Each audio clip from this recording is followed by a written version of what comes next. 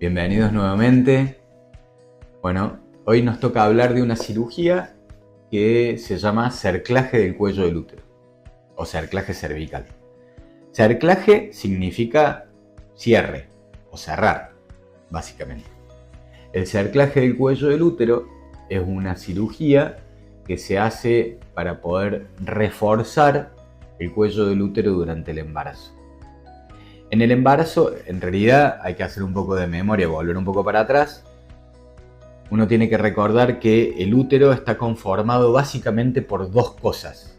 El cuerpo del útero, que es músculo.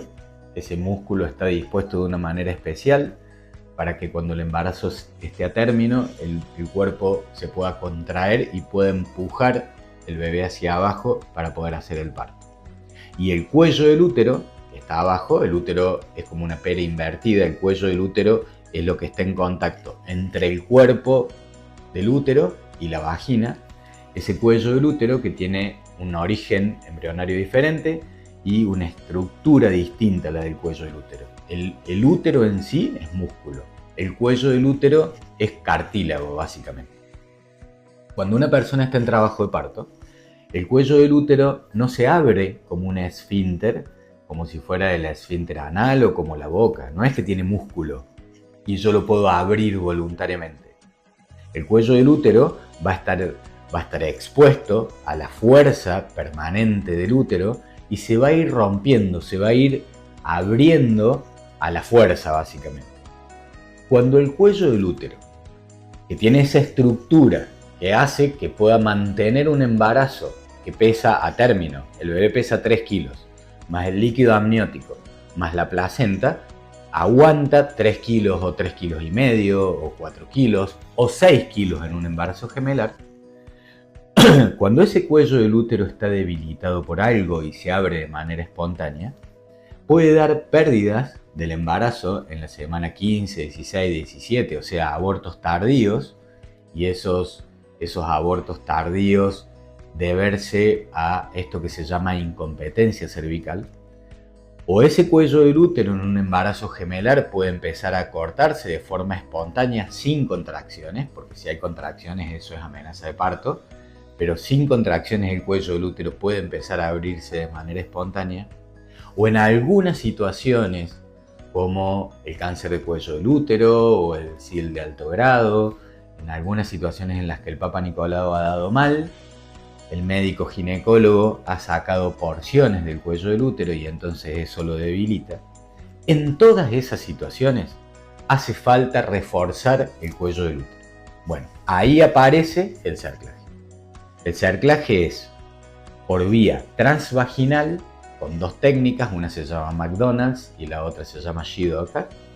Con dos técnicas es reforzar el cuello del útero, dar un punto en el fondo, en la unión entre el cuello del útero y el útero, o por vía transabdominal, tanto a cielo abierto como si fuera una cesárea o por videolaparoscopía, colocar una banda un poco más arriba, alrededor de la unión del cuello del útero con el útero, para poder hacer ese cerclaje un poco más alto y ayudar un poco más, porque por vía vaginal no se puede llegar a ese espacio.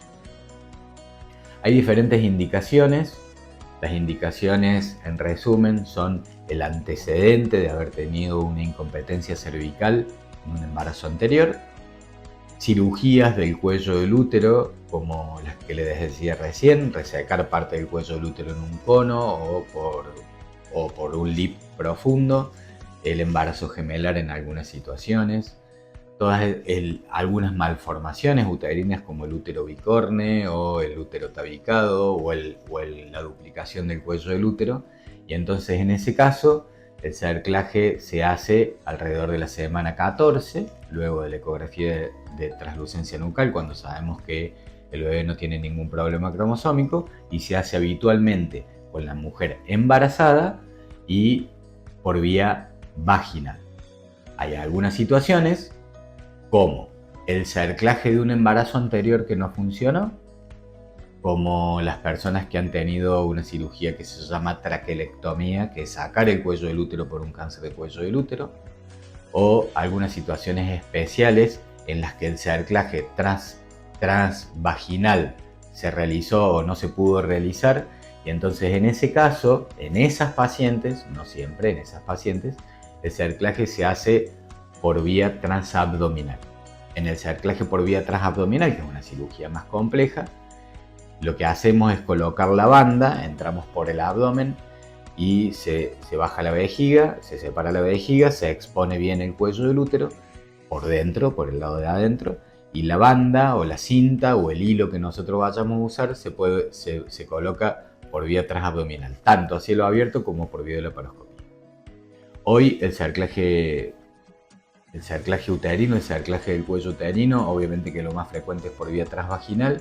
Nosotros aproximadamente en nuestra clínica hacemos 1800 nacimientos por año y hacemos unos 40 cerclajes por año, o sea que esa es más o menos la proporción de necesidad de cerclaje por vía transvaginal, y no se hace más de 1 o 2 por vía transabdominal, o sea, siempre lo más frecuente es el transvaginal.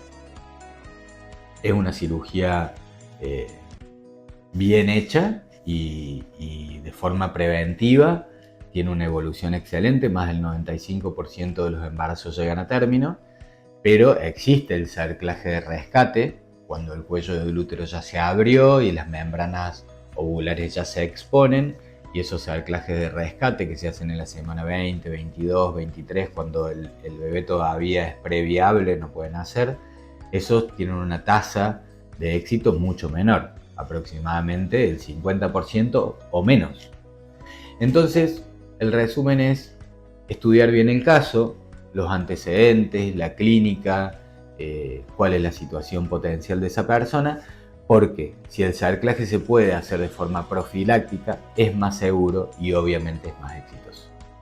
Espero que les haya servido y les dejo un saludo muy grande.